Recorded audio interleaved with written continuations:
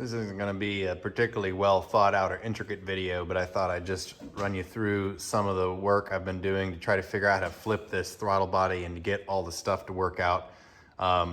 As some of you LS folks know, the throttle body usually has this big chunky block on it on top where it has an idle air control servo on one side and a valve or a port for the PCV system on the other. So that adds like 1.5 inches on top. And if I ever want a chance of getting this under the stock hood, I've got to flip it. And so that includes getting the wires to all run right and getting all the packaging. You know, you've got all these wires coming up on here. You've got the steam ports right here. You've got the fuel rail crossover. You've also got, pretty critically, the throttle linkage. So I started with the throttle linkage because that's most critical for where it needs to sit. So let's talk about that first.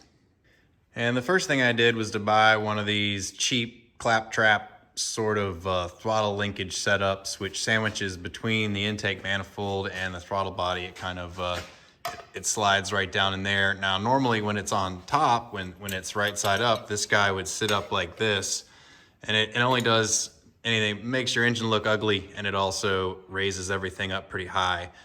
So when I flipped it, naturally I flipped it upside down and gave it a try down there, but if you can look down there, there's just a lot going on. There's the throttle linkage, there's the PCV port, there's the crossover, there's the wire, and so throwing this thing down there probably wasn't going to work, nor does it look particularly good. So I tried to work on a different solution.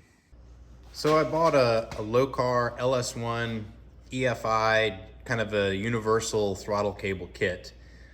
And it worked for the most part. I had to modify it a good bit, but that's kind of to be expected. I ended up using a lot of the pieces, but I wanted to show you this first because this is about to go under the dash. What this is the setup I have to connect the end of the throttle cable to the pedal lever.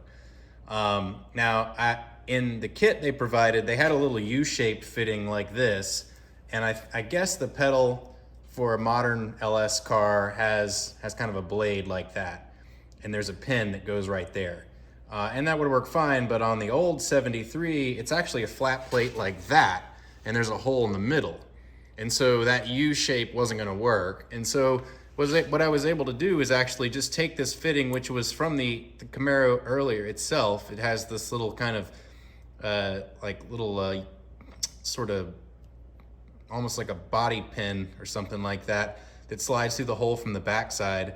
And what you can do is slip the wire down in there. This swage fitting was stock with the Lokar kit, and the only thing I did was I added this tiny washer just to spread out the force a little bit. So I added this washer that kind of goes down around this swage, and then it pulls down into this guy. And then all I have to do to install that is run the other end of the wire through the pedal and then pull it tight. Here's what we got going on the other end of the linkage.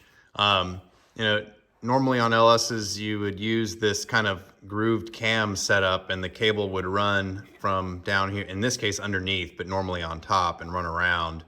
And this kind of sets your throttle profile. But and then the Lokar gives you this little adjustable thing with a set screw. You put the end of the cable down into that little hole, you tighten the set screw down, and then it works. The problem is that because it's flipped upside down, where the cable exited down here, it basically would run into this thing right here. And so you'd have to bring the outside of the sheath outward and upward. And if you did it enough to miss this runner, then the cable wasn't aligned with this groove, and it was scratching on the edge, and it was binding, and so that just wasn't going to work. So they also provided you with a little stud that was originally right here with a tiny little piece of aluminum to hook it over. And I didn't like how flimsy that was, and so I just drilled this out. So maybe I'll put a couple pictures up of what the stud looked like before and drilling it out. I drilled this out and then used a 1/4-20, actually reused the piece of the aluminum stud there. And then and this piece right here is actually what was originally supposed to be in the Lokar kit for the pedal side. And all I did really to modify it was drill out the hole to a 1/4, so it works with this 1/4-20 bolt. And I added an M5 set screw right here. So I just run the throttle cable right through here and out. And then I actually doubled it up by looping it back through because the hole was big enough. And I clamped both runs through with the set screw, put a little Loctite on there. And if you look back this way, you'll see what I've got going on for a linkage. I originally thought that I was gonna have to make some sort of an angle bracket with like a face here and screw it in, but because, you know, at this point, you all know that I love idle clamps, I figured, well, let's try it with an idle clamp. So all I did was get some longer bolts for the fuel rail here. And so if we look down the side, what you'll see is the longer bolt, a nylon spacer, and then this idle clamp, which is grabbing the threaded body of this fitting. I just tighten these down on both sides of that idle clamp, and then one more back here for just good luck. I added another spacer and a longer bolt and an idle clamp. And so this whole thing lines up really well. If you look straight down there, it actually lines up almost perfectly. And then it's a straight shot back through the firewall into the pedal. And then working from order of hardest things to move to least hard things to move, the next thing was the fuel rail crossover. So obviously there's the force fuel I talked about. Fuel comes out here, it's gonna go in that side and out. So it makes sense for the fuel to come to the back of the rail, which means it's gonna come in here, run down here, which means the crossover needs to be in the front. But as I said, everything wants to be in the front. And so I ended up shortening this, stainless steel hose just a little bit to kind of get it tucked up a little tighter in there. I could have gotten a little tighter, but actually I had to be careful over here because when you actuate this throttle linkage, it just misses that. And so I ended up needing to leave a little bit more of a belly into it just so the throttle linkage misses it. So it's got a good clearance right now, but I wouldn't want to make it any shorter. And then also right after that was the steam ports. And so I used a Trick Flow steam port kit, which isn't as low profile as it could be, but it's extremely adjustable. And so that was beneficial. So there's one corner steam port back there.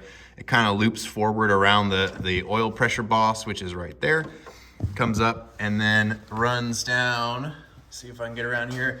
The hose runs right down here. Again, a couple more idle clamps just to hold it in place. Up to the front, T-fitting right there. And then across, and then there's a T-fitting here. And so when I run the steam port outlet tube, it's gonna go from that fitting over and it'll just be ganged with the top radiator hose because the port on the radiator is gonna be right next to this guy. So that all works out kind of nice. So while it is pretty compact in there, I still need to run the wires, and I'll get to that in a second because I'm gonna have to kind of do a little bit of surgery on the wiring harness to make it all work out. Let's go ahead and finish up the video on flipping the throttle body. I'll have to save the does it fit under the hood question until later in the video series. But the last thing you gotta do is worry about the wiring harness. There's this big, bouquet of wires that has to run up, in this case, under the intake manifold and plug in up and around here. Coolant sensor around the corner, cam sensor down here, idle air control, etc. The only problem is that when you flip it, everything was on this side. And so you can kind of bundle them all together, run them over here. But now when you flip it, they're over here. And so you can still make the wires fit for the most part. But the problem is because you have to put them on different sides, you actually end up pulling more of the harness through. And that starts to pull things like your odd bank injector plug up under the intake manifold when it should be at the back of the intake manifold. So that's the surgery I was talking about. But I'll get into that on a different video, specifically on the wiring harness. So really all I've done is I've flipped this IAC stepper motor. It's not a even bolt pattern all the way around, so you can't just spin it and bolt it back in. You do need to take a little rat tail file and oval out the holes, and then it fits in just fine. Just a few minutes of filing and that works, so that helps. This one you can't really flip because this, at least on this unit, it doesn't have two flats in this axle. And so you'd have to do some serious modification to be able to flip this. So all I'm gonna do is take this pigtail for the throttle position sensor, and I'm gonna unwind this harness and disconnect it further back so I can kind of bring it off in this direction sooner. Hopefully that'll give me enough slack to run the rest of these. But that's all I'm doing to flip it. And so, like I said, we'll see if my gamble pays off and see if it fits under the stock hood.